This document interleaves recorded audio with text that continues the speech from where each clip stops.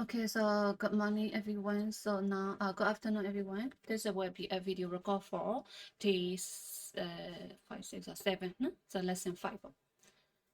ဒီနေ့ကကြတော့ lesson 5 lesson 7 lesson 5 အတွက် record ပေါ့နော်အဲ့မတိုင်ခင်မှာရှေ့ပတ်မှာခြေလို့သင်ခဲ့တာ lesson 4เนาะ so lesson 4မှာဆိုလို့ရှိရင်you learn about how do we insert like hyperlink, how do we insert like the image, how do we insert like the video, no? And then how do we add like the what is that before link is image, no? So image here link here and ပြီးတော့ဗာလဲvideo လဲပါတယ် mp3 เนาะ mp3 mp audio video เนาะ audio video လို့ရှယ်အဲ့ lesson မှာ lesson 4မှာပါသွားပြီเนาะ so lesson 4မှာပြီးတော့ဒီရှယ်တို့ဗာရှိမလဲဆိုလို့ရှင် quiz ကကြတော့ဒီရှယ် we were you will do on next week เนาะနောက်တစ်ပတ်မှာပဲလုပ်တော့မယ် so I want to talk about the web challenge 2เนาะ so we already finished web challenge 1 so web challenge 2 is this picture เนาะ so you must create you must code to get this result เนาะ so တမျိုးတို့သားတို့ကဒီလိုမျိုးပုံထွက်လာအောင်ရေးပေးရမယ်ကုတ်ကိုเนาะ so now let me explain a little bit about this challenge so you must think this is like which heading เนาะ heading ဘယ်လောက်ဖြစ်မှာလဲ and here line hr ပါမယ် and here another heading with a green color ပေါ့เนาะ and this one of blue color ပေါ့เนาะ and then here when hero section မှာ image ရှိမယ် and then these are the just paragraph and here is the link เนาะဒါမှာ link လေးပါမယ်No? So learn more about travel. So you must link to one website or one page. No? And here another line with yellow color, HR. And then another heading. Here a paragraph and here is the list, no? Bullet list. No? Here is the and order list UL. And then here another paragraph sentence and here is the number list, order list OL. No? OL. And remember to use this list, you have to use li เนาะ list ဆိုတော့ li လေးနဲ့သုံးမယ် and order list ဆို ul လေးနဲ့သုံးမယ်เนาะ and here is another paragraph that's it เนาะ so you know you everything you learn and also if you can also please also add like some one mp3 file เนาะတချင်း music ပဲဖြစ်ဖြစ်တခုခုပဲဖြစ်ဖြစ်เนาะဟိုပဲဖြစ် video ပဲဖြစ်ဖြစ်ချင်အဲ့လေး add လုပ်ပေးเนาะ so this is a web challenge 2 And today we are going to continue the lesson 5, which is the creating the tables. No, the lesson ma tables di pa me. Let me make sure I record properly or not. Recording you can see my okay. No? So by the end of this lesson, students will be able to understand what a table is. No? So you already know what are the table. Table is composed of row and column. No? And then you will learn which tag can we use to create the table. Obviously, to make a table, you have to use the table tag. And this is for the row. No? This is for the row. And th is for the header column. အပေါ်အဒီကျတော့ table မှာဆိုလို့ရှိရင်ဒီအပေါ်ဆုံးတစ်ခုပေါ့ဒီအပေါ်ဆုံးကအကွက်လေးရကြတော့ဒီအပေါ်ဆုံးကဟာလေးရကြတော့အမြဲတမ်းကျတော့ခေါင်းစဉ်တွေထည့်အောင် so you can use the th so 1th 2th 3th column 3ခုဆိုရင် 3th နော် and then ဒါ row ဒါဆိုရင် row number 1ဒီချက်ဒါဆိုရင် row number 2 and then this ဆိုရင် row number 3 and then this ဆိုရင် row number 4နော် so my column is 4 by 3 got table နော် 4 row ရယ်3 column နော် and here td ဆိုတာဒီအကွက်လေးတွေ10အကွက်လေးတွေကို td so here each row has 3 td also represent as a column နော် so ဒီကျတော့ row တစ်ခုစီမှာ td လေးတွေ column 3ခုဆိုလို့ရှိရင် td 3ခုရှိမယ်နော်အပေါ်မှာ th ကလည်း column 3ခုမလို့ th 3ခုရှိရယ်နော် so ဒါလေးတွေက tdအဲ့ဆိုဒီကျတို့ table ရဲ့ structure ဆိုဘယ်လိုရှိမလဲဆိုဒါဒီအခွန်ပေါ့ဒီ table အခွန်ကြီးကိုကြတော့ကျတို့ဒီ table နဲ့သုံးတယ်တ row ချင်းစီကိုကြတော့ tr နဲ့သုံးတယ်ဒီအထက်ကဒီအကွက်လေးတွေကိုကြတော့ th တို့ tt တို့နဲ့သုံးတယ်နော်ပြီးမှ table မှာလည်းကျတို့ attribute လေးတွေရှိတယ် width တွေချဲ့လို့ရမယ်toolbar တွေထည့်လို့ရတဲ့ဟာလေးတွေပါမယ်နော် Okay, so this is the previous lesson for lesson 4 lessons. You learn images, you learn links, you learn audio and video. No? Okay, so now what is a table? A table helps organize information. So in this table, we have 1, 2, 3 row and then 2 column. So 3 by 2 table. So we say this is a 3 by 2 table. No? Row က3ခုရှိရတယ်ဒါတ row 2 row 3 row ပြီးတော့ဒါကြတော့ column တစ်ခုဆိုတော့3 by 2နော် And where do we see the table? So we use the table in our school timetable or game scores or class attendance or sport ranking or anything. No? Even we can use table to lay out our website. Zero table don't mean zero your website go structure chalo ya ubama header solution row the kuba. Alea hero solution not a row the kuba. Alma dilole so zero dilole colony tap by me dilo table don't mean structure chala ya no. Okay, so next table structure. So as I already told you before, we can use the table tag to create the table like this. No? So table zero tag like this one create and then row what ti is for the row. So in copies should be like this. Be my no?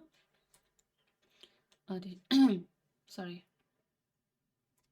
Table zero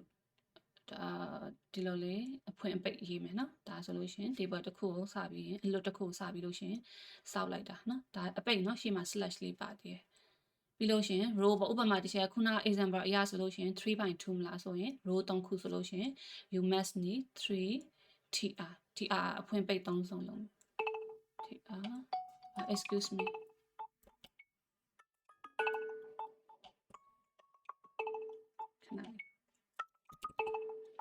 let me okay sorry so let me continue နော် so ခုနတစ်ချက် table လေးပြောနေတာပြန်ပြောလိုက်မှာနော်အစားနေ so စစချင်းမှာကျတော့ဒီလိုမျိုး table လေး create လုပ်လိုက်တယ်ဆိုလို့ရှင်ဒါ table အလွတ်တစ်ခု create လုပ်တာပါနော် so ဒီလိုမျိုးလေး in ထားလိုက်မယ်ပြီးလို့ရှင်ကျတော့ row ပေါ့ so ခုန table မှာဆိုလို့ရှင်ကျတော့ 3/2 table ရှိရလေနော် so row 3ခုဆိုရင်ကျတော့ဒီထဲမှာ tr 3ခုလုံးမယ်အဖွင့်ပိတ်တစ်စုံပေါ့နော် so ဒီချက်ဒီလိုမျိုးလေးလောက်ထားလိုက်မယ် tr 3ခုဒါတစ်ခုနောက်တစ်ခုကဒါကနောက်တစ်ခုပြီးလို့ရှင်3/2ဆိုတာတစ်ခုလို့တည်2/2ပဲလောက်လိုက်တော့မှချင်းနေရမှာအားတော့နော် 2 row 2 column ပေါ့အပြီးရင်ဒီအထဲမှာကျတော့အပေါ်က heading ဆိုလို့ရှိရင်ဒါကျတော့ th နဲ့ပေါ့နော် column နှစ်ခုလုံးမယ်ဆို th ကလည်းအဲ့လိုနှစ်ခုလုံးမယ်နော်ဆိုဒီလိုမျိုးနှစ်စုံလုံးမယ်th နှစ်ခုနော်ဆိုဒီကြားထဲမှာဥပမာကျတော့ခေါင်းစဉ်ကname ဆိုလို့ရှိရင်ဒီကြားထဲမှာ name လို့ရေးလိုက်ရအောင်မယ်ပြီးတော့ဒီမှာschool ဆိုလို့ရှိရင်ဒီမှာ school လို့ရေးလိုက်ရအောင်မယ်နော်အဲ့ဆိုဒါဆိုလို့ရှိရင်ကျတော့ဘယ်လိုပုံစံလေးထွက်လာမလဲဆိုဒီလိုပုံစံလေးထွက်လာပြီလောလောဆယ်မှာဒီလိုအလွတ်ရှိမယ်ပြီးတော့ row နှစ်ခုရှိတဲ့အတွက်ဒီမှာဒီလို row နှစ်ခုရှိမယ်ပြီးဒီအပေါ်မှာဆိုလို့ရှိရင် column th နှစ်ခုရှိတဲ့အတွက်ဒီလိုနှစ်ခုပေါ်လာမယ်ပြီးတော့ဒီမှာတစ်ချက် name လို့ရေးတဲ့အတွက်ဒီမှာ name ပေါ်မယ်ပြီးတော့ဒီရဲ့ th ကြားထဲမှာ school ဆိုလို့ရှိရင်ဒီမှာ school ပေါ်လာမယ်နော်ပြီးတော့ဒီအောက်မှာကျတော့ဒီချက်ကနောက်ထပ်သူက heading မဟုတ်တော့လေအဲ့တော့ရိုးရိုးပါနဲ့တုံးလဲဆို tt နဲ့တုံးပါနော်ဆိုဒီမှာ tt တစ်စုံနောက်ထပ် tt နှစ်စုံပေါ့နော်အဖွင့်ပိတ်ပေါ့သူက opening tag နဲ့ closing tag နဲ့ပါတယ်အဲ့ဆိုဒီကြားထဲမှာဒီ channel နာမည်ဆိုလို့ရှိရင် channel နာမည် A နဲ့ဒီ A ပဲထားလိုက်ပါဒီမှာကြတော့ဗာလဲschool ဆိုလို့ရှိရင် edusm ပေါ့နော်ဆိုအဲ့လို edu home ပေါ့နော်ဆိုဒီမှာ edu လို့ပဲရေးလိုက်မယ်အဲ့ဆိုရင်ဒီလိုလေးရေးလိုက်ပြီဆိုတာနဲ့ဒီမှာသူကလည်း column တစ်ခုထပ်ခွဲလိုက်တယ်ရှေ့မှာကြတော့ဒီ channel နာမည်ဒီချက်ရေးထားတဲ့ဒီထဲဟာရေးထားတဲ့ဟာပေါ်မယ်ဒီမှာကြတော့ဒီချက်နောက်က edu home ဆိုတာလေးပေါ်မယ်ဒီနားရေးထားလိုက်တာပေါ့နော်ဆိုတော့အဲ့လိုမျိုးလေး table လေးဆိုအဲ့လိုမျိုး construct လုပ်ရတယ်ဆိုတော့ဒါကတော့ဒီချက်လက်နဲ့ရေးပြပေါ့နော်အဲ့ဒါကိုဒီချက် VS Code ထဲမှာရေးပြမယ်နော်ဆိုဒီပုံလေးခုနတစ်ချက်ပြောလိုက်တဲ့ပုံလေးဒါမဲ့တစ်ချက်တော့မှ school လို့ပြောလိုက်တာပေါ့နော်ဆိုဒီမှာသူရေးထားတဲ့ပုံစံကိုကြည့်လိုက် table ရေးတယ်ဒါအဖွင့်ပိတ်တစ်စုံဒါဒီအခွန်အတွက်နော်ဒီအခွန်လေးအတွက်ပြီးတော့ဒီမှာ tr နှစ်ခုရှိရယ်နော်ဒီမှာဒါလေးက 1 tr 1 row ဒါလေးက1 row ဆိုတော့2 row နော်ဒီမှာ2 row ပြီးတော့အလယ်မှာကျတော့အပေါ်ကဟာ heading ပြောတော့ဘိုးလေးပါတယ်နော်ဆိုဒီကောင်ကကျတော့ name ဒီကောင်ကကျတော့ age နော်ပြီးတော့ဒီအောက်က ali ကကျတော့ဒီမှာဝင်လာရယ်ဒီအောက်ကဒါကျတော့ဒီမှာဝင်လာတယ်နော်excuse me ဆရာဖုန်းကဆက်တယ်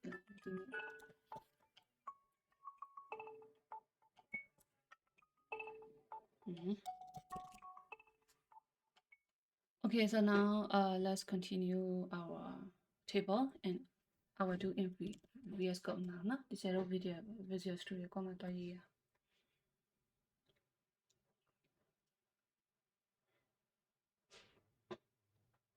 Okay, this is page အတက်ယူလိုက်တော့မယ်နော်ဒီရဲ့အဟောင်းဒီမှာမရောတော့ဘဲနဲ့ I will create new page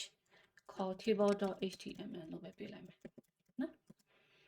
ပြီးတော့အစမ်းမှာချီတော့ထုံးစံတိုင်းချလို့ exclamation mark လေးပဲချလိုက်တော့မယ် shortcut အနေနဲ့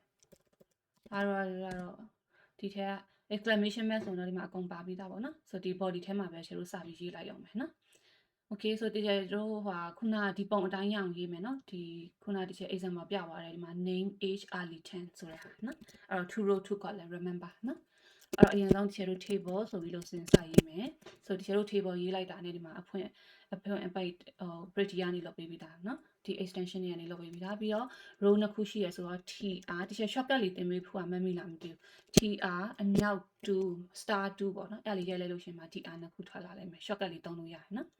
ပြီးတော့ဒီချက် comment လေးလည်းရေးအောင်ပါနော်ရှင်းသွားအောင်လို့ဒါကိုကြတော့ comment လေးဒီချက်ရှေ့ class မှာပြောလိုက်ပြီးသားเนาะဒါကိုကြတော့ဒီချက် first row လို့ comment ပေးထားလိုက်မယ် comment ဒီ browser ကနေပြီးတော့မှ list ရှုတယ်ဒီချက်တို့ developer တွေက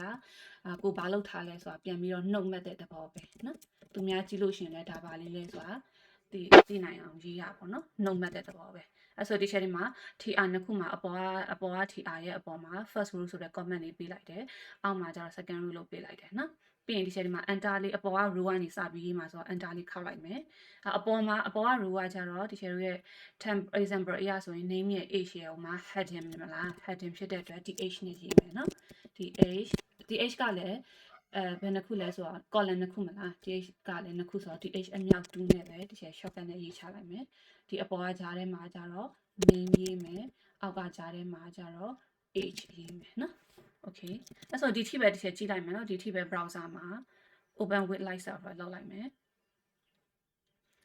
အဲ့ဆိုရင်မှာ name နဲ့ age နဲ့ပေါ်လာပြီဒါမဲ့ကျတို့ border ကြီးတွေမထွက်သေးဘူးဘာလို့လဲဆိုကျတို့ဒီမှာ attribute မှာ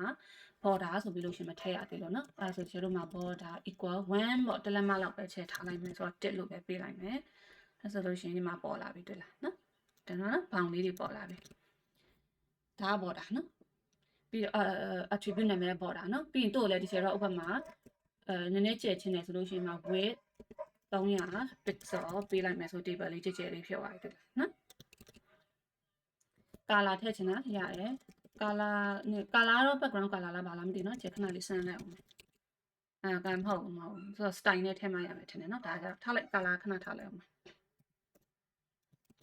okay border width ပြီးလို့ရှင်ချေတော့ဘာရှိသေးလဲဆိုလို့ရှင်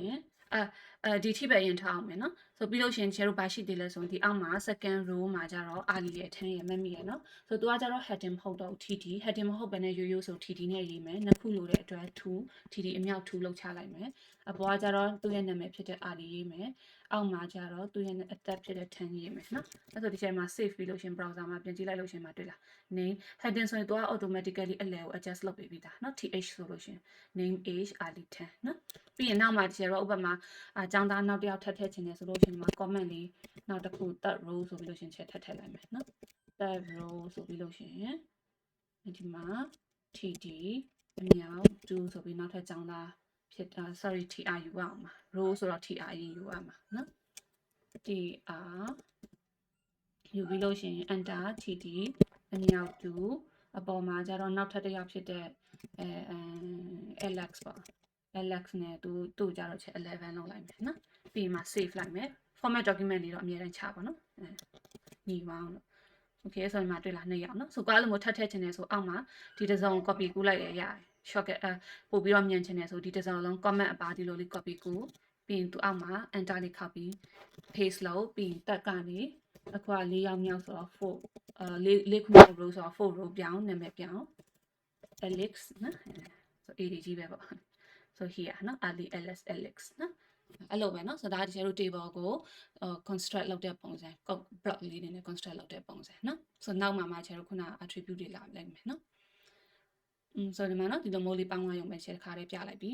เนาะကိုကဒါလေးနားလည်ပြီဆိုချက် practice လုပ်နှစ်ခါသုံးခါလောက် practice လုပ်เนาะscreenshot လေးဒီချက်နည်းနည်းလေးဟိုလောက်လို့ရှိရင်မှာ screenshot လေးနဲ့ video ဆိုတော့လေเนาะ pause လုပ်ပြီးလဲကြည့်လို့ရတယ်လို့ screenshot လေးရိုက်လို့ရတယ်เนาะ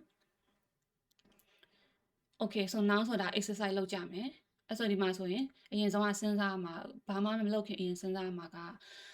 column ဘယ်နှခုရှိလဲ row ဘယ်နှခုရှိလဲအရင်စဉ်းစားမှာเนาะဆိုဒီမှာဆိုလို့ရှိရင်1 row 2 row 3 row ဆိုဒီချက်ဟာ3 row ရှိမယ် column လည်း1 column 2 column 3 column ရှိမယ်3 by 3 column ရှိမယ်เนาะပြီးတော့အပေါ် heading မှာဆိုလို့ရှိရင် number of item place ဆို3ခုရှိမယ်အောက်မှာကျတော့1ရှိမယ်ပြီးလို့ရှိရင်ဒီကကျတော့နောက်ထပ် element တစ်ခုရှိမယ်ဆို remember ဒီမှာဆိုဒီမှာရှိတဲ့ list လေးပါထည့်ပြီးတော့သုံးရမယ်เนาะပြီးရင်မှာ box 1ရှိမယ်နောက်ထပ်တစ် row မှာ2ရှိမယ်ဒီမှာနောက်ထပ် list ရှိမယ် design မတူဘူး ပြီးတော့ဒီမှာ box 2နော်သူ design မတူတဲ့ဟာကိုတစ်ချက်အောက်မှာရေးပေးထားတယ်နော်for bullet list you can use list style type attribute နော်ဥပမာ style ul ရဲ့ဘေးမှာ style equal list style type dict ဆိုလို့ရှိရင်ဒီပုံထင်တယ်နော် cycle ဆိုဒီပုံနော် cycle နဲ့ dict နဲ့ဒီချက်နှစ်ခုတော့ရောနေတယ်ဒီက cycle လား dict ဒါ cycle ထင်တယ်ဒါ dict ထင်တယ်နော်ဆရာတို့စမ်းကြည့်အောင် VS Code မှာနော်ဆိုတော့ဒါလေးရေးကြည့်ကြမယ်အဲ့တော့ remember 3/3အဲ့တော့ချက်ဒါလေးကိုဖြတ်လိုက်မယ်နော်ဒီ table တစ်ခုလုံးဒီလိုမျိုးခောက်ချလိုက်ရအောင်နော်ဒီမှာခောက်ချလိုက်ခောက်ချပြီးလို့ရှင်သူ့ကိုဒီလိုလေး select မဲ့ပြီးဖြတ်လိုက်မြန်တယ်နော်ပြီးတော့ဒီမှာ format document တစ်ချက်အရင်ချပြီးလို့ရှင်ဒီ body လေးမှာ enter ခောက်ပြီးချက်တို့ table ဆောက်မယ်ခုနလုပ်ချင်ခုန exercise ကဟာကိုစောင့်ပါနော် table row 3ခုမလား row 3ခုဆို remember tr မြောက်3နော်ပြီးရင်ဒီချက် comment လေးတော့ရေးပြီး comment လေးရေးလို့ရှင်ကွာလုံးဝရှင်းရှင်းလင်းလင်းလေးဖြစ်သွားပြီးကြည့်ရလဲလွယ်တယ်နော်ဆို second row မှာဆိုရင်ဒီချက်က second row လို့ရေးမယ်အတူပဲရေးလိုက်ရတယ်လို့နော်photo data ကြီးဆိုရိုက်တာရှင်းနေသေးတယ် fst 1ft first row second row ဒါဆိုရင် third row okay so ဒီမှာကြားထဲမှာချေလို့အပေါ်ဆုံးကဟာကြတော့ th မလား heading ဆို th 3/3ဆိုတော့3ခုလုံးမယ်တခါလေးပြင်ထားလိုက်မယ်နော်ဒီကြားထဲမှာကြတော့ tt 3ခုလုံးမယ်ဒီအောက်က third row မှာလည်း cell က3ခုဆိုတော့ 3d 3ခုလုံးမယ်နော်ပြီးမှဒီချေတို့ဒီကြားထဲမှာလိုက်ပြီးတော့ data ဖြည့်သွားဆိုပိုတော့မြန်သေးရဲ့နော် number ရဲ့ item ရဲ့ place ရဲ့အပေါ်က th ထဲမှာက number ရဲ့ item ရဲ့ place ရဲ့ဆိုကိုဘာသာကို practice လုပ်မယ်ဆိုလေဒီချေဒီ table လေးကို screen shot ရိုက်ပြီးမှရေးပေါ့နော် screen shot ရိုက်ပြီးမှအဲ့အနေရအောင်လုပ်နော်second row မှာကျတော့ဗာရှိမလဲဆိုမှ tick ရှိမယ် fruit ဆိုတဲ့ list လေးရှိမယ် box 1ရှိမယ်နော်အဲ့တော့မှ tick 1ရှိမယ်ပြီးလို့ရှိရင်ဒီထဲမှာတော့သူအများများလေးရေးရမှာဆိုအပေါ်ကခေါင်းစဉ်ဆိုတော့ဒီချက် h 5လောက်ပေးလိုက်မယ်fruit ဆိုတဲ့ခေါင်းစဉ်လေးပေးလိုက်မယ် fruits fruit နော်ဆိုဒီချိန်မှာ enter လေးခောက်ပြီးမှရေးလိုက်တယ်နော်ဘာကြောင့်မို့လဲဆိုသူကတစ်ခုထက်တစ်ချောင်းထက်မကရေးရမှာမဟုတ်လို့ဒီချက် enter လေးခောက်ပြီးမှရေးတယ်ပြီးတော့ list ကကြတော့ an order list မလားဆိုတော့ ul နော် ul ရေးတယ် un ကြားထဲမှာဒီမှာ apple ရဲ့ banana ရဲ့ orange ရဲ့3ခုဆိုတော့ li အမြောက်3 li 3ခုနော်ဆိုအပေါ်မှာကြတော့ apple အောက်မှာကြတော့ banana ကြားထဲမှာเนาะဒီချက်က click လေးပဲ mouse လေးနဲ့ပဲတုံးပြီးလို့ရှိရင်ဘာလဲ apple ရဲ့ banana ရဲ့ orange ရဲ့เนาะ mouse လေးနဲ့ပဲကြားထဲမှာ click နေ data တွေကိုလိုက်ဖြည့်လိုက်တာပဲเนาะအဲ့ဆိုလို့ရှိရင်မှာအဲ့ချက် border 1လေးထည့်လိုက်အောင်မယ်အခုက border မပါသေးတော့ဘာမှမပါအဲ့လိုချစ်ဖြစ်နေရယ်เนาะ okay မှာเนาะပြီးတော့ width လေးလည်းထည့်လိုက်အောင် width ကို300လောက်9လောက် width ကို300 pixel လောက်ပေးလိုက်မယ် height ကတော့မပေးတော့ဘူးเนาะအဲ့ဆိုဒီမှာ1 fruit ဒီချက်လိုချင်တဲ့အတိုင်းရပြီเนาะဒီမှာ1 fruit box 1အပေါ် heading ကျန်နေပါတယ် sorry မှာ number item place ပါတယ်เนาะ place မှာကြတော့ချက်ဘာထည့်ရမလဲဆိုလို့ရှိရင် box 1ဆိုတဲ့ဟာလေးထည့်ရမယ်အဲ့တော့ဒီနောက်ဆုံးကျတို့ရဲ့ကုတ်မှာဒီနောက်ဆုံးမှာတစ်ခုရှိတယ်လေဆိုဒီကြားထဲမှာကြတော့ box 1လို့ထည့်မယ်เนาะအဲ့ဆိုဒီကျတို့အပေါ်က row ပြီးသွားပြီတွေ့လားเนาะအပေါ်က row အကုန်ပြီးသွားပြီပထမတစ်ခု tt ကြားထဲမှာကြတော့